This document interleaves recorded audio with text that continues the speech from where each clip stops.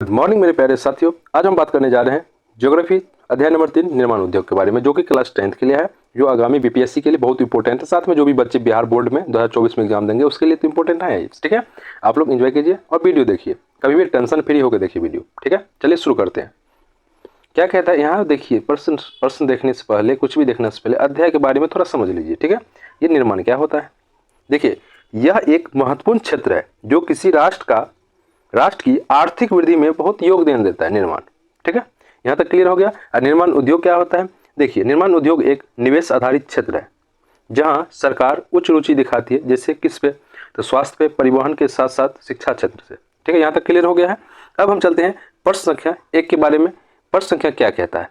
1, इनमें से कौन सा अवस्थिति का कारक नहीं है। औद्योगिक अवस्थिति पूछ रहा है ना, तो देखिए जनसंख्या, इससे कोई मतलब ही नहीं है। इसका क्या आंसर होगा, जनसंख्या।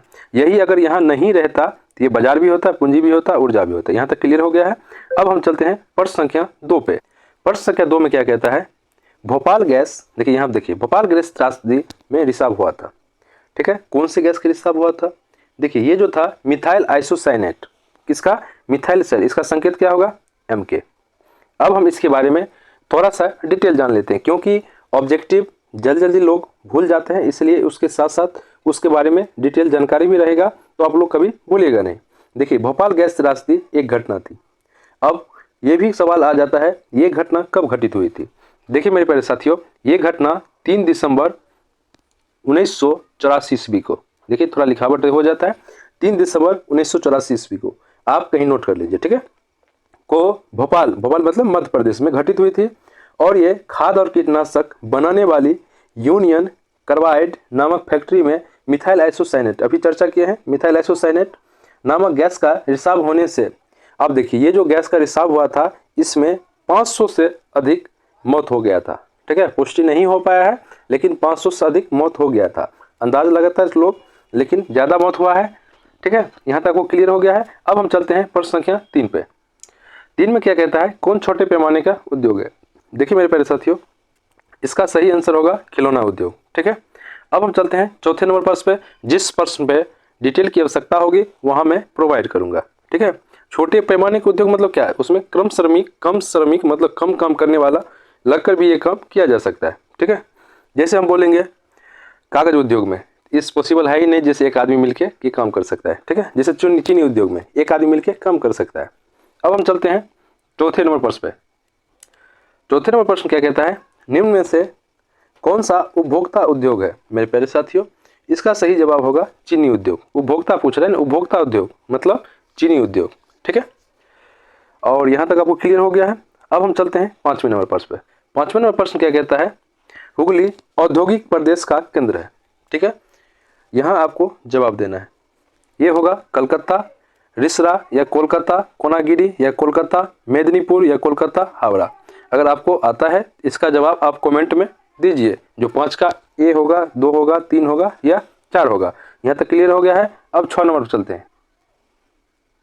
भारत में सबसे पहला स्थापित लौह इस्पात कंपनी कौन सा है। देखिए मेरे प्यारे साथियों, ये जो होगा टिस्को होगा। ठीक है, और ये इसका स्थापना कब हुआ था, ये हुआ था 1907 ईस्वी में। कब हुआ था, 1907 ईस्वी में। यहाँ तक क्लियर हो गया है। अब हम चलते हैं 7 नंबर प्रश्न पे। 7वां नंबर प्रश्न क्या कहता है, आधुनिक सूती मिल की स्थापना कहाँ हुई थी। देखिए मेरे प्यारे साथियों, ये होगा फोर्ट ग्लास्टर में। कब हुई थी, 1818 ईस्वी में।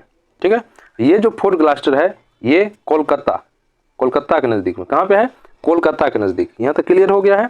ये छोटी छोटी पॉइंट को आप लोग नोट करते चलिए। यहाँ तक क्लियर हो गया है। अब हम चलते हैं 8 नंबर प्रश्न पे। 8वें नंबर पे चलते हैं। 8वां नंबर क्या कहता है, सूती कपड़ों की महानगरी किसको कहा जाता है। देखिए, सूती कपड़ों की महानगरी मुंबई को कहा जाता है। और ये 1/4 मतलब क्या हुआ, 25%। क्या हुआ, 25%। ठीक है, सूती वस्त्र तैयार किया जाता है यहाँ पे, कहाँ पे, मुंबई में। यहाँ तक क्लियर हो गया है। अब हम चलते हैं 9 नंबर प्रश्न की ओर। 9 नंबर प्रश्न क्या कहता है, देश का पहला वस्त्र पार्क कहाँ स्थित हुआ है। देखिए मेरे प्यारे साथियों, ये इसका आंसर होगा तमिलनाडु में तिरुपुर में एट्री वरमालाम गांव में किया जाता है। ठीक है, और इसके बारे में कुछ हम जानकारी इकट्ठा करते हैं। चलिए मेरे प्यारे साथियों, अब 10 नंबर प्रश्न की ओर चलते हैं। ठीक है, 10 नंबर प्रश्न क्या कहता है,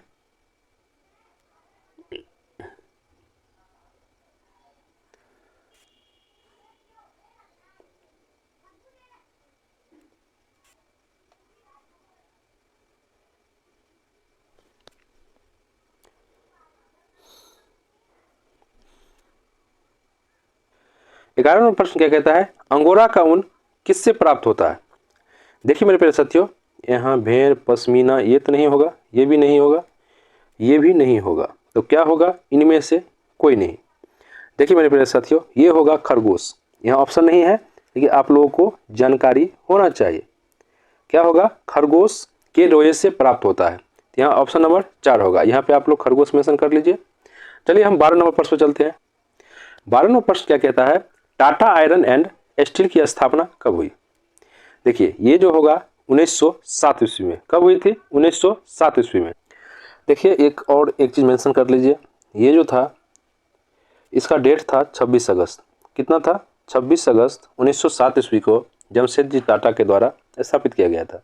ठीक है, टाटा आयरन एंड स्टील की स्थापना समझ गए ना, 26 अगस्त और 1907 ईस्वी को जमशेदजी टाटा के द्वारा। ठीक है, यहाँ तक क्लियर हो गया है। अब हम चलते हैं 13 नंबर पे। चलिए 13 नंबर प्रश्न देखते हैं क्या है। दुर्गापुर इस्पात संयंत्र की स्थापना किस विदेशी सहयोग से बना था। देखिए मेरे प्यारे साथियों, ये जो है दुर्गापुर, ये ब्रिटेन के सहयोग से बना था। कौन से राज्य है, पश्चिम बंगाल। ठीक है, कौन से राज्य है, वेस्ट बंगाल राज्य है। और जगह का नाम क्या है, दुर्गापुर। देखिए दुर्गापुर जो है पश्चिम बंगाल में एक जगह का नाम है। और किसकी सहायता से, विदेशी सहायता, ब्रिटेन की सहायता से दुर्गापुर इस्पात संयंत्र की स्थापना हुआ था। ठीक है, एक चीज़ और याद रख लीजिए, टाटा लोहा इस्पात जो है टिस्को, वो कौन से राज्य में है, झारखंड में है। और जगह कौन सा है, जमशेदपुर में। ठीक है, एक और इम्पोर्टेंट है बोकारो इस्पात संयंत्र। ठीक है, नोट कर लीजिए, जो विदेशी सहयोग जो है रूस का है। कौन सा है, रूस का है। राज्य कौन सा है, झारखंड। ठीक है, और जगह कौन सा है, बोकारो। बस आगे चलते हैं, 14 नंबर प्रश्न पर चलते हैं। 14 नंबर प्रश्न क्या कहता है, सफल सूती वस्त्र मिल मुंबई में किसने लगाई। ठीक है मेरे प्यारे साथियों, ये होगा काबस नानाभाई डाबर ने। किसने लगाई, काबस नानाभाई डाबर ने लगाई थी। कब लगाई थी, 1854 ईस्वी में। कब लगाई थी, 1854 ईस्वी में। यहाँ तक क्लियर हो गया है, सफल सूती वस्त्र मिल, इतना याद रखिएगा। अब हम चलते हैं 15 नंबर प्रश्न पे। 15 नंबर प्रश्न क्या कहता है, श्रम के आधार पर उद्योग को कितने भागों में बांटा गया है। देखिए मेरे प्यारे साथियों, इसको 3 भागों में बांटा गया है। कौन, एक होता है बड़े पैमाने, एक होता है मध्य, एक होता है छोटे पैमाने। यहाँ तक क्लियर हो गया। अब हम चलते हैं 16 नंबर प्रश्न पे। 16 नंबर प्रश्न क्या कहता है, सबसे हल्की धातु है। देखिए मेरे प्यारे साथियों, ये जो है सबसे हल्की धातु के बारे में पूछ रहा है। यहाँ जितने ऑप्शन है ना, लोहा, तांबा, निकेल, एल्युमिनियम, इसके अनुसार तो एल्युमिनियम होगा, लेकिन सबसे हल्के होता है लिथियम। क्या होता है, लिथियम। यहाँ तक क्लियर हो गया है। अब हम 17 नंबर प्रश्न पर चलते हैं। 17 नंबर प्रश्न कहता है, तांबा भारत के किस स्थान से प्राप्त होती है। देखिए मेरे प्यारे साथियों, ये जो है खैतरी नाम के स्थान से, जो कि राजस्थान में होता है। कौन से राज्य, राजस्थान में खैतरी नाम का स्थान से तांबा प्राप्त होता है। ठीक है, यहाँ तक क्लियर हो गया है। अब हम चलते हैं 18 नंबर पे। 18 नंबर क्या कहता है, भारत का पहला उर्वरक संयंत्र कहाँ स्थापित हुआ है। देखिए इसका सही जवाब होगा चेन्नई। ठीक है, जो कब हुआ था ये भी नोट कर लीजिए, 1906 ईस्वी। ठीक है, रानीपेट, कहाँ पे, रानीपेट। ये चीज आप लोग नोट कर लीजिए। ठीक है, अब हम चलते हैं 19 नंबर प्रश्न पे।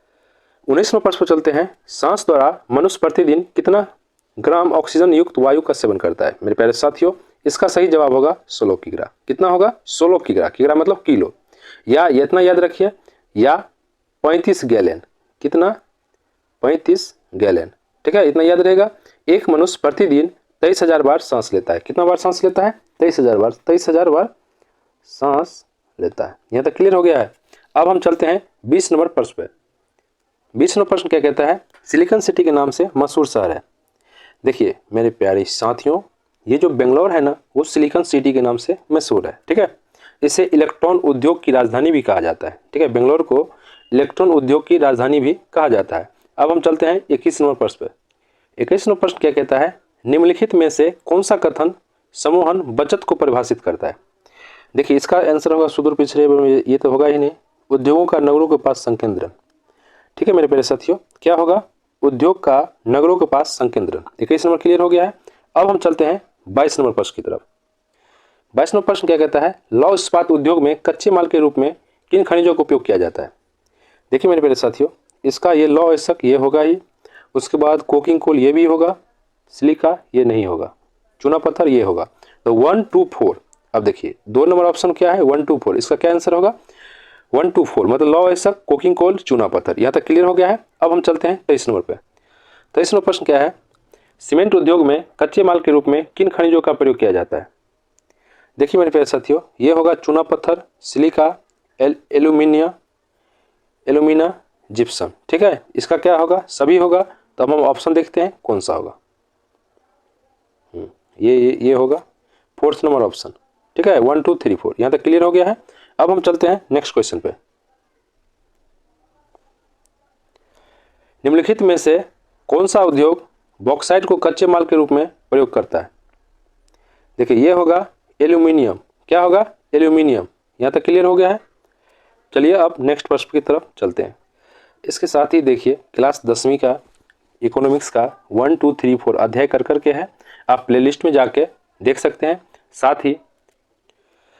साथ ही जितने भी बच्चे हैं, अगर आप महा मैराथन देखना चाहते हैं, मतलब एक वीडियो में कंप्लीट ऑब्जेक्टिव, ठीक है, वो आप लोग प्लेलिस्ट में जाके देख सकते हैं। और अपना प्यार बनाए रखें। अगर वीडियो आपको पसंद आए तो अपने ग्रुप में अवश्य शेयर करना ना भूलें। ठीक है, love you guys, thank you, bye bye, take care. अब मैं नेक्स्ट चैप्टर अगले वीडियो में अपलोड करूँगा। तब तक के लिए बाय बाय, टेक केयर, शुक्रिया।